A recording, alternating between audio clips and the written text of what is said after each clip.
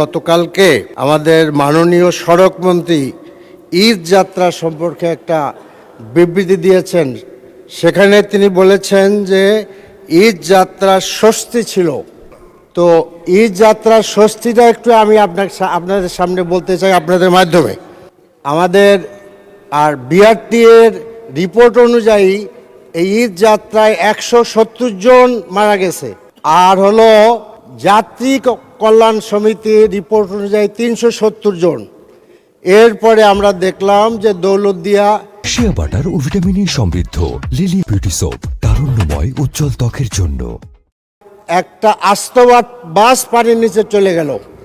এখন আমাদের সড়ক মন্ত্রী, মাননীয় সড়ক মন্ত্রী বললেন যে স্বস্তি যাত্রা ছিল। তখন আমার প্রশ্ন হলো যে আর কত লোক মারা গেলে তিনি অস্বস্তি বোধ করবেন? এবং মাননীয় স্পিকার, আরও কথা আছে। এবং এই যে দৌলতদিয়ায় এত মর্মান্তিকভাবে লোক মারা গেল, সেখানে সড়ক মন্ত্রী গেলেন না।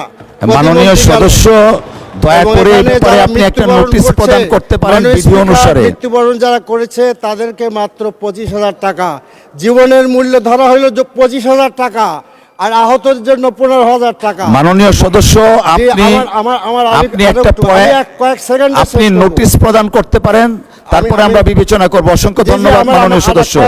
কয়েক সেকেন্ড আমি চাচ্ছি। এখন আমার প্রশ্ন হলো যে এইরকম একটি কন্ট্রাক্টরি উনি বিবৃতি দিলেন, কারণ সড়ক মন্ত্রী কি এ ব্যাপারে আমরা যে ওয়েস্টমিনিস্টার ফলো করি, ব্রিটেন হইলে তো তিনি পদত্যাগ করতেন। তিনি এরকম কোনো চিন্তা করবেন কিনা? তিনি কোনো চিন্তা করবেন কিনা? মাননীয় সদস্য, আপনাকে ধন্যবাদ।